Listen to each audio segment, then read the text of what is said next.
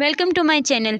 मैं एहसान नहीं करता, मोहब्बत करता हूँ। वो इसका जवाब पढ़कर सोचती, ज़िंदगी कोई अंधा कुआं नहीं है, इसमें बहुत रोशनी, बहुत जगमगाहट है, बस ज़रा दूर है। इन ही दिनों वो अपनी तालीम ख़त्म करके वापस पाकिस्तान आ गया था। पाकिस्तान आने के चंद दिन बाद वो हॉस्टल उसे मिलने आया। वो पहले से ज़्यादा शानदार हो गया था। उम्मीद हमें किसी रेस्टोरेंट में चलना चाहिए, यहाँ बैठकर तो हम बातें नहीं कर सकते। वो रावलपिंडी से अपनी कार साथ लाया था और अब इससे इसरार कर रहा था कि वो इसके साथ चले। नहीं जहाज़ेब, हमें बातें करनी है तो हम यहाँ बैठकर कर सकते हैं, बाहर तुम्हारे साथ जाना मुनासिब नहीं। मैं जब से यहाँ रह रही हूँ किसी के साथ बाहर नहीं गई। अब तुम्हारे साथ जाऊँगी तो सबकी नज़रों में आ जाऊँगी। इसने माजरत कर ली। तो आ जाओ, नज़रों में क्या फ़र्क पड़ता है, वो बेहद लापरवाही से कह रहा था। उम्मीद ने हैरानी से देखा।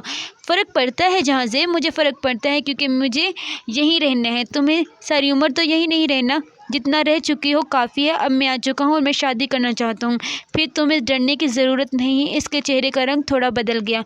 वो ठीक है, लेकिन फिर भी मैं जब तक यहाँ रहना चाहती हूँ, अच्छे तरीके से रहना चाहती हूँ। उम्मीद ने बात बदलने की कोशिश की। इतना कदामत परस्त बनने की ज़रूरत नहीं है उम्मीद। मेरे ख्याल था कि तुम अब तक कुछ लिबरल हो चुकी होगी, मगर तुम खैर इस बहस को छोड़ो। फ़िलहाल तुम मेरे साथ चलो। मैं सिर्फ तुम्हारे लिए रावलपिंडी से गाड़ी पर लाहौर आया हूँ। जहाज़ेब, ये ठीक नहीं है। इस वक्त वैसे भी शाम हो रही है और तुम्हारे साथ फिरना, तुम्हें समझना चाहिए मेरी प्रॉब्लम को। उम्मीद ने इसे समझाने की कोशिश की। इसमें प्रॉब्लम वाली कौन सी बात है? मैं तुम्हारा मंगेतर हूँ, तुम बता देना हॉस्टल में सबको। यहाँ हर किसी के साथ जाते हुए इसे कज़न बताती है या मंगेतर, इसलिए मेरे ये कहने से ज़्यादा कोई फ़र्क नहीं पड़ेगा। उम्मीद, ये बहुत फजूल बात है। तुम्हें मेरी ख्वाहिश का एहतराम करते हुए मेरे साथ चलना चाहिए। जहाज़ेब का मूड एकदम बिगड़ने लगा तो उम्मीद हैरान हो रही थी।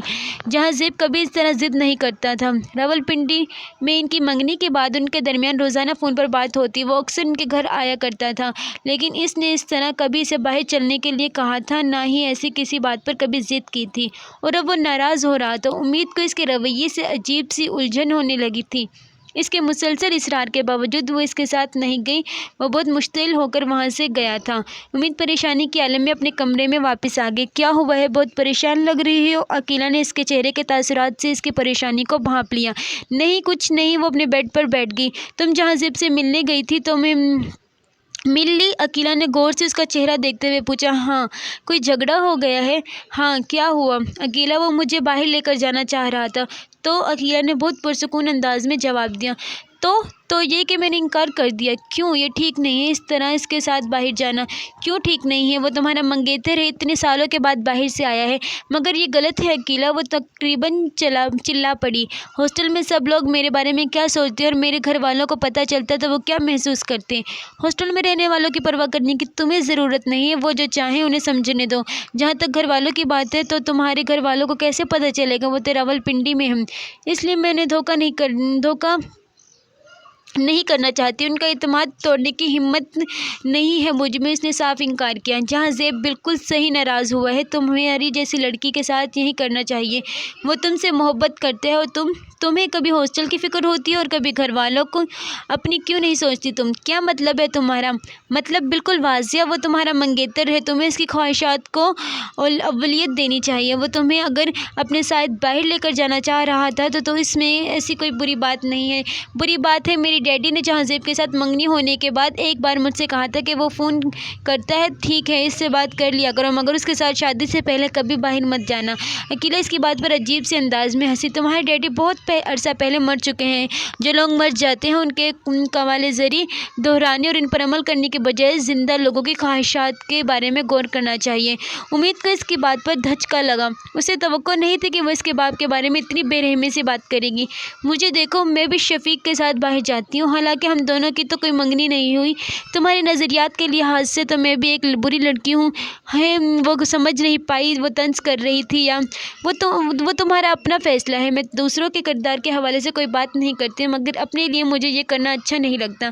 क्यों अच्छा नहीं लगता? 9 साल से वो तुम्हारा मंगेतर है। तुम्हारी अपनी मर्ज़ी से वहाँ मंगनी हुई थी।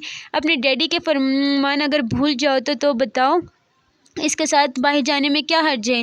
وہ تمہیں کھا تو نہیں جائے گا؟ اگر تم اسے فون کر سکتی ہو، خط لکھ سکتی ہو، ہاسٹل میں مل سکتی ہو، تو پھر اس کے ساتھ باہر جانے میں کیا حرج ہے؟ انسان میں منافقت نہیں ہونی چاہیے۔ وہ اسے پتہ نہیں کیا جتا رہی تھی۔ کچھ کہنے کی بجائے وہ خاموشی سے اپنے کمرے سے باہر نکل آئی۔ لان میں بہت دیر تک وہ اضطراب اور بے چینی کے عالم میں ٹہلتی رہی تھی۔ پھر اچانک اس نے عقیلہ کو اپنی طرف آتے دیکھا۔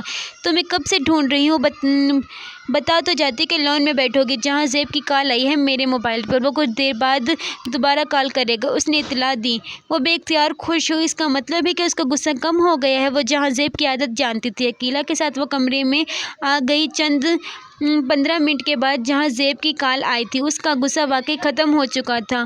اس نے امید سے اپنے تلخ رویے کے لیے معذرت کی۔ امید نے کھلے دل سے اسے معاف کر دیا تھا۔ اس ویک اینڈ پر تم راولپنڈی آ سکتی ہو؟ وہ پوچھ رہا تھا۔ کیوں؟ میرے گھر والے تمہارے گھر آنا چاہ رہے ہیں، میں بھی ان کے ساتھ آؤں گا۔ یہاں نہیں تو چلو وہاں تم ملاقات ہو سکتی ہے۔ ٹھیک ہے، میں راولپنڈی آ جاؤں گی۔ اس نے بڑی خوشی سے حامی بھر لی۔ فون بند کرتے ہی عقیلہ